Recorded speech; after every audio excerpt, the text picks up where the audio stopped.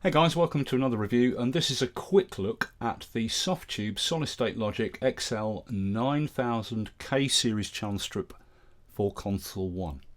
There's a full, more in-depth review on our channel if you want the longer version. This is a quick look at it. Okay, so here we have it, the XL9000K channel strip. This is fully endorsed by Solid-State Logic. Softube and Solid-State Logic worked together on this emulation to get it exactly right, to the point where Solid-State Logic would put their name on it. The console that this is modelled on, the 9000K, is very popular with R&B and hip-hop producers. It's a unique capacitor-free design, and the channels basically exhibit pretty much no noise or inherent distortion at all. Okay, so with this channel strip you get a very, very tight, defined sound. It's got a strange psychoacoustic quality. You put it on channels and it almost sounds as if a noise reduction is being applied on the channel. And then the frequencies that you zone into have this very, very tight and defined sound. Okay, for example, here I've got an instance of Console 1 on these drum channels playing. Okay, so I'm going to knock out the Console 1 insert on each channel and listen to how the beat gets all flabby and undefined.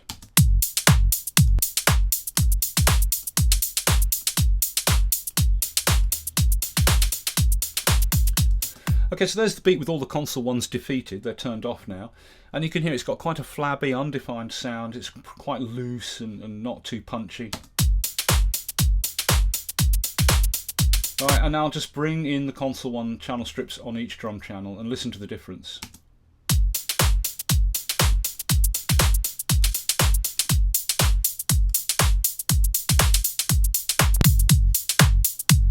Yeah, very, very, very tight and defined sound with this channel strip, as I said. Okay, so let's just check out what you've got on the channel strip. Here's a virgin instance of it. Over on the input section, like with all Console 1 channel strips, you get the high and low cut. Okay, these are modelled on the low pass and high pass from the 9000K. You can switch the high and low cut into the sidechain of the compressor to do frequency conscious compression if you want. You can phase invert the channel as an input trim. Okay. The low cut goes from 20 Hz to 500 Hz, and the high cut goes from 35K down to 3K. Okay, over on the EQ section, we've got a low band and a high band. The low and the high band by default are bell. They can be switched to cut, in which case when they're in cut you can see they have a fixed roll off. The low cut is a bit steeper on the roll off than the high cut, and they can be switched to shelf. Bell is the default. Okay, the low band goes from 40 Hz to 600 Hz with 16.5 dB of boost or cut, and the high band goes from 21.6K to 1.5K with 20 dB of boost or cut. Right. You've got two mids. They both have Q. Goes from 0.5 to 2.5. They can be quite tight and peaky. The low mid goes from 200 Hz to 2K. The high mid goes from 600 Hz to 7K. And you've got 20 dB of boost or cut on the mids. Okay. Now we just look at this low band in bell. You can see it gets very, very tight and peaky. All the low and high when they're in bell, and the two mids, they get progressively peakier the more you boost or cut. And look, you can get a really, really quite tight low bell to really zone in on tight bass frequencies that you want down at the bottom end, and you get a very, very deep bone crushing bottom end out of this. And then at the top end it's the same. When the top band is in bell, again it gets very peaky. The more you boost it, you can really, really zone in on quite narrow bands of upper end frequencies to be able to separate out little separate frequency areas for high end stuff like shakers and hats and other high end percussion instruments, emphasizing the air on vocals, the very fine top end of acoustic guitars, things like that. You get very, very tight on the high and low bell, as you can see, to really zone in on very narrow bands of frequencies in the high and low if you want. But you've got a more broad general shelf if you want as well. The low mids, they go pretty peaky as well. This is the low mid boosted with the Q at its widest. It does get peakier the more you boost or cut. Okay, but we can tighten that up with the Q and it gets really quite tight and peaky. So with both mids in full Q, they can be quite separate from each other. You know what I mean? You can zone in on quite separate upper and low mid areas with the Q at full. They go pretty peaky, and if you boost them more you get more and more peakiness, but you can compensate for that by rolling off the input gain if you want to do that kind of thing. Okay. Now all the frequency bands of the EQ and the low cut, any of the frequency bands that go 1K or below, they all have these sub-hertz increments. Look at the low frequency here on the low band there. You got sub-hertz increments. You hold down the shift button, you can dial in 60.1, 60.2, 60 points, whatever hertz. It's a little bit finicky this though. I'm not sure what the resolution should be. There may be a control problem with Logic. I'm using this in Logic. There may be a controller problem between the hardware unit and the plugin. You tend to find you can get 0.1 of a sub-hertz increments lower down when the frequency is low down in the hertz range. Look at this, 58.5, 58.6, 7, 8, 9. But go higher up and you tend to get bigger jumps.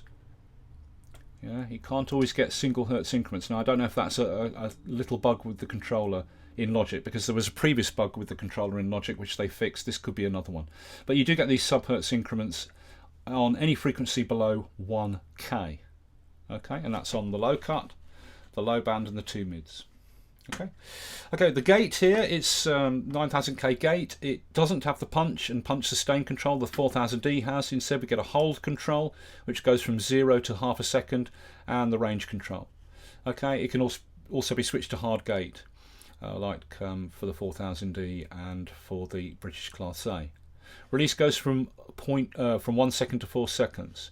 Okay, and the range basically is how it tails off, how it turns the level down when the gate closes. You know, that's in hard gate mode now, totally sort of turning off completely almost, and you can have it tail off with a softer and softer knee using the range, with or without, you know, whether you've got hard gate switched in or not. Okay, so it's a tidy little gate. You can really tune it, but it does take a bit of time to set up because you've got extra controls. All right, now we go with the compressor here. Let's go with the kick. Where's my kick? Here's the kick drum. I've got quite a boxy low bass boost here at just over 1K. I'm going for a quite boxy sound like that. The compressor, by default you get the 9000K peak compressor. You've got continually variable ratio, so you can have sub ratio increments, you know, 4.9 to 1, 7.4 to 1, 7.8 to 1, you know, 1.4 to 1, etc. It's not just sort of 1 to 1, 2 to 1, 3 to 1, 4 to 1. And the ratio goes from 1 up to 100 to 1, which is your kind of infinity limiting. Okay, attack is just variable between fast and slow. Release is the same as for the gate, 0.1 of a second to 4 seconds. And like with all console 1 compressors, you can do parallel compression with the wet-dry control in the channel. Okay, this compressor has a hard smack-down sound. With the more kind of, some of the compressors, you get a sort of curve out at the bottom of the attack part of the envelope. As the compressor slurps the sound down, it kind of goes with a curve out like that, sort of. But this one is more of a straight hammer down, like down, right? And you can really make it smack if you drive it hard and hammer it. Yeah, you can really make it thwack.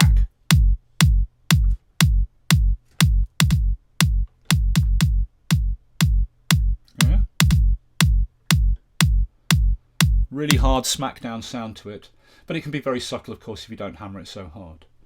All right, so a really hard, tight compressor when you drive it hard. Additionally, the peak compressor is the default, but you can load up the 9000K RMS compressor. Now it's got the same sort of clamp down sound, but the peak and the RMS, they just respond to signals differently. The default peak compressor, a peak compressor for noobs, any peak, no matter how frequently it happens, going over threshold, any peak just gets compressed at the full ratio. But the RMS version of the compressor analyzes the signal differently on the sidechain. It looks at an average. Occasional peaks that go over don't really get much compression, and sometimes they're not compressed at all. You know, it doesn't really respond to the occasional peak going over, the RMS compressor. But once the peaks start going over threshold more and more often, it brings in more and more compression. So it's you can almost think of it as sort of a more soft knee type compression. But it's got the same sound as the peak when it clamps down. This hard, tight smackdown when it's working hard, right? And then finally on the output section, we've got the drive control. All right. Now the drive control on all console 1 channel strips emulates the channel being driven hard, but the 9000K doesn't exhibit any distortion or noise. So the drive control for the 9000K channel strip is based on an emulation of the variable harmonic distortion circuit that SSL built for the channels of the 9000K, so that engineers could get distortion if they wanted to. And basically, it just is a distortion control. It overdrives the channel, right? But the character control is different to the other console 1 channel strips. When you turn it this way, you get third order harmonics to the distortion. Turn it this way, you get second order harmonics. So turning it this way doesn't make the distortion more trebly, and turning it this way doesn't make less trebly distortion. What happens is you turn it this way and it's like turning up the presence control on a guitar amp. The distortion just gets a harder edge to its envelope. And turn it this way and you get second order harmonic distortion, which is more tube-like. You get a softer edge to the edge of the sound, right? But that's the distortion there.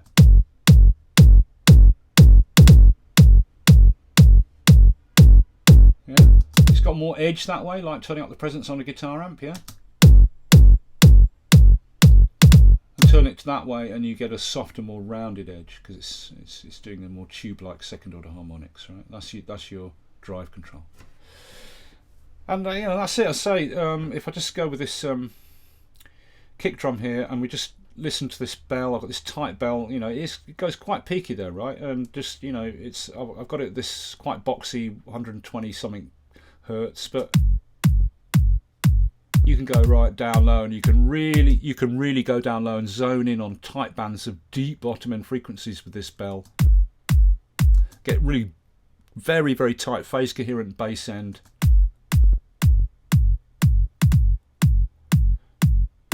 Right, and if we go, with something for the top end here.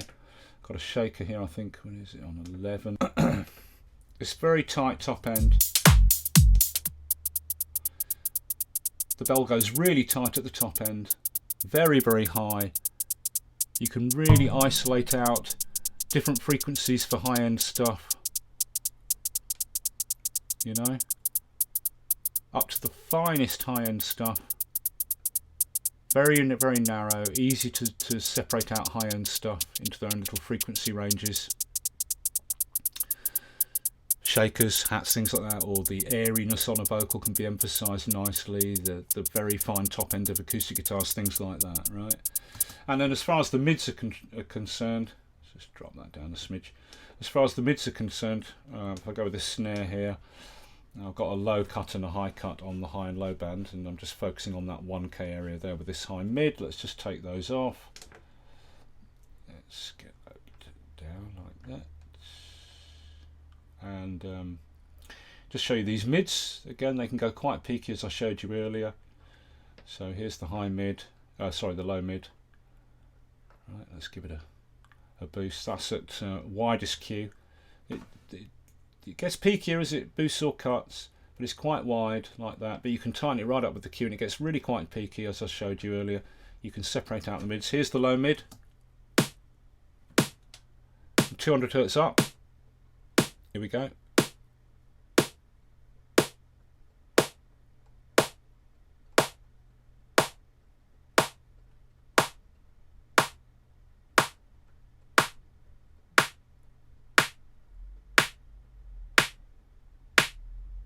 Up to 2K. You can really zone in on tight bands of low mid, and the same with the high mid. Let's just tighten the Q on that and have a listen to its sweep its range. Starting at 600 hertz.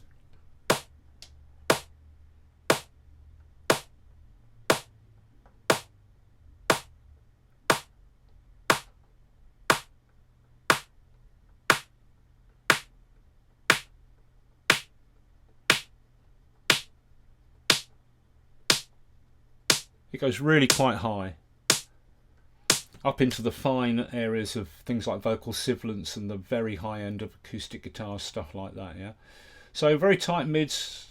You can really zone in on things with both mids, and there it is. That's the channel strip. Just lastly to say, the high and the low cut, as I said earlier, they are modelled on the low pass and high pass from the 9000K. They can be switched into the sidechain of the compressor, but the high doesn't go low enough It only goes down to 3K, so you can't take out all the top end and just compress bass end stuff only. Doesn't go low enough. And the low cut doesn't go high enough to take out the bottom end to focus on the sibilant areas to really do very effective de-essing. I mean, you can, but it's not as effective as it could be if the low cut went higher and the high cut went low. But it's not a criticism of Softube.